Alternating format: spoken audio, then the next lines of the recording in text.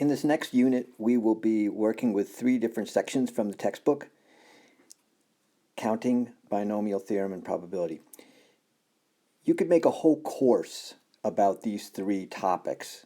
So we'll be scratching the surface, doing just an introduction, even though it may seem like we're covering a lot. It's just a very small piece. Generally, for counting, the question will say how many ways are there to do something. And for probability, you will always have an answer between 0 and 1. I want to say just a quick word about discrete versus continuous.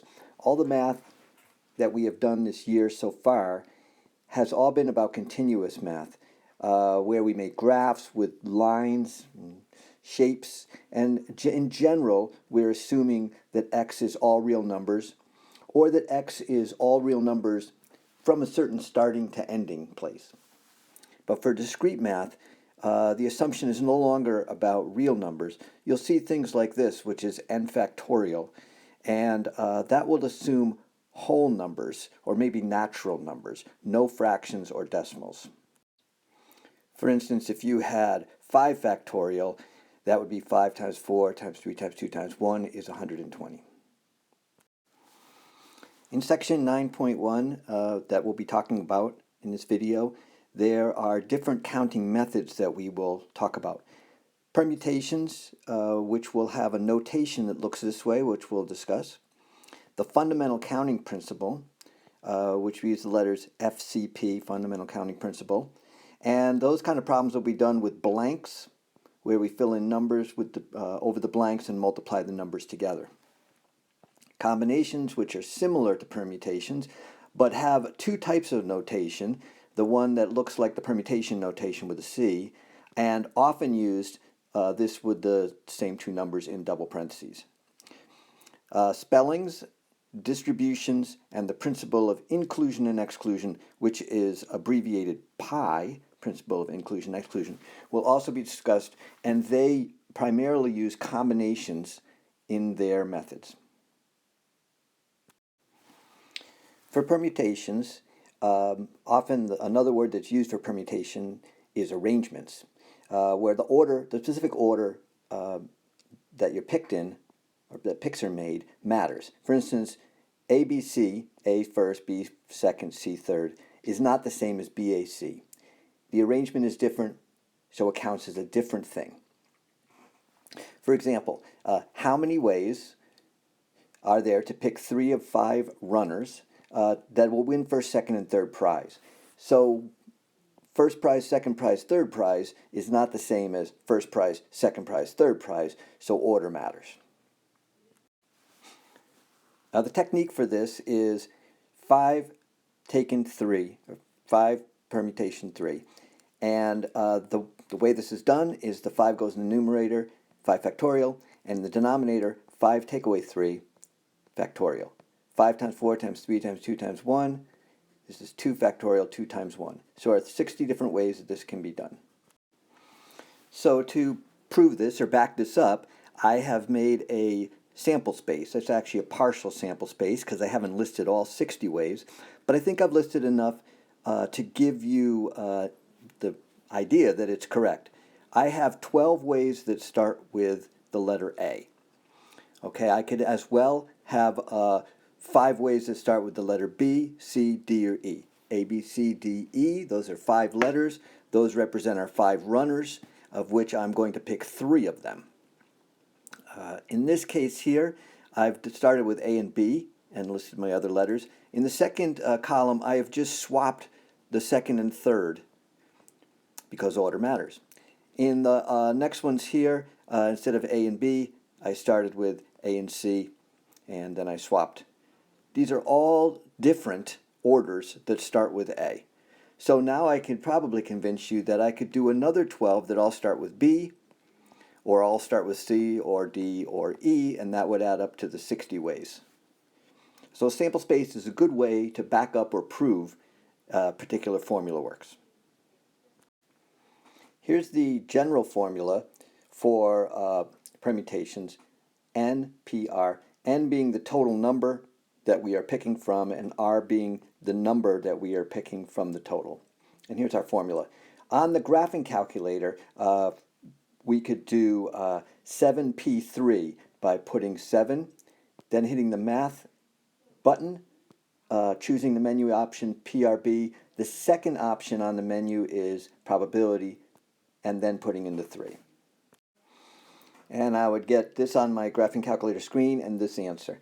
This would be good to do if I said, okay, I'm taking my 7 favorite songs and I'm going to make a playlist of 3 of those 7 songs. In how many ways can I arrange 3 of my favorite 7 songs in a playlist? Now, in point of fact, permutations are really not often used because permutations are a subset of the fundamental counting principle. Let's do that last problem we just did. How many ways are there to arrange 3 of my favorite songs in a playlist, where order does matter? I have 3 slots right here.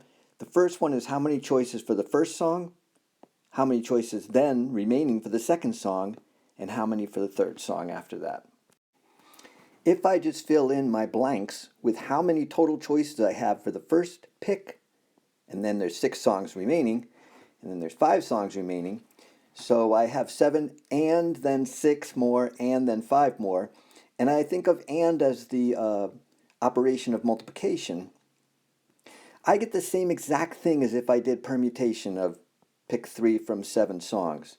Here's my 7 factorial, 7 minus 3, 4 factorial. Here's 7 factorial, 4 factorial, cross cancel, and I end up with the same exact thing. So oftentimes people use the fundamental counting principle as a shortcut for permutation. Here are a couple other examples. How many ways are there to make a 5-digit number with no repeating digits, or with repeating digits allowed? And we're going to assume that a 5-digit number, like 10,132, that it will not start with a 0. Also, how many ways are there to make a license plate, which is comprised of 2 letters, followed by 3 digits? And in this case, I guess we'll make the assumption that the letters and digits can be repeated, since there was not any specific saying that it couldn't be. So in the first case, I have 9 digits that I could start with, since I'm not going to start with a 0. Then I have 9 digits I could use for my next choice, because I couldn't use the first digit that I picked, but I can use 0 now. Then there's 8 remaining, 7, 6. I have to multiply these together. If there's repeats, again, I cannot start with 0, but I can start with any of the other 9 digits. And then I have could use all 10 digits from 0 through 9. 26 letters, 10 digits each time. Notice that this is more than I could do with permutations. Permutations doesn't include these kinds of works, or these kinds of math problems. That's why permutations are a subset of the fundamental counting principle. Here are a couple other example problems that we're going to do that all have how many ways are there to do something. An 8-digit palindrome. A palindrome is a number that reads the same whether you read it forward or backwards. You would read off the same digits either way. With the palindrome, assuming that I, again, cannot start the number with 0, that's the assumption I'm going under, then I would have 9 choices for the first, then 10, 10, and 10. But if it needs to read the same way frontwards as backwards, on the 5th digit I only have 1 choice. It has to be the same as the 4th, and the 6th has to be the same as the 3rd, etc., etc. So I really only have 1 choice for these. For the 8-digit number that only has 4s, 5s, and 7s in it, I will have 3 choices for the first, 3 choices for the second, 3 choices for the third. Maybe I don't need to write out all 8 blanks. Maybe at this point I could say, well, this is just going to be 3 times 3 times 3 times 3 to the 8th power. In the next couple problems we have at least and at most. These are going to be very important words as we go into the unit. So we're looking for how many 8-digit numbers, using only 4s, 5s, and 7s, would have at least 1 4, or at most 1 4. So at least 1 4, so they could have, there could be 1 4, 2, 3, 4, 5, 6, 7, or 8 4s. At most 1 4 means that it could be 0 4s or 1 4. For the problem with at least, we're going to use something called complementary counting. And what that means is that instead of actually counting how many 8-digit numbers have 1 4 or 2 4s or 3 4s or 4 4s, etc., etc., etc., we're actually going to do the opposite. So what are the total number of numbers that we can do with 4s, 5s, and 7s? And let's just minus out the ones that have no 4s. And then what's left is what we want. So it's easier to do the opposite of what we were asked, instead of at least 1 4, just the ones that have no 4s. And what results is our answer. Here's our total. If it has no 4s, that means we only have 2 choices instead of 3 for each of the 8 spaces. And we will get our answer for this problem. We'll often do that complementary counting when we see the words at least. For at most it's different. That means I'm either going to have no 4s, which means I have 2 choices, a 5 or a 7, for every spot, or there's going to be 1 4, so that means I'll have 1 choice for one of the spots, that'll be the 4, and 2 choices for all the remaining spots. Now the only issue with this is, which is the spot that gets the 4? I have 8 choices for which digit could be the 4, so I need to account for that. So here's my accounting for the 8 different places where the 1 4 could show up. We are going to get to more of this kind of counting when we get to combination, because we have choice for where the 4 could be. In the coin flip problem, if I'm trying to see how many ways 4 flips that I could have at least 1 head, at least, then I'm going to figure out the total ways that the coin could land, and that's 2 ways it could land for each toss of the 4.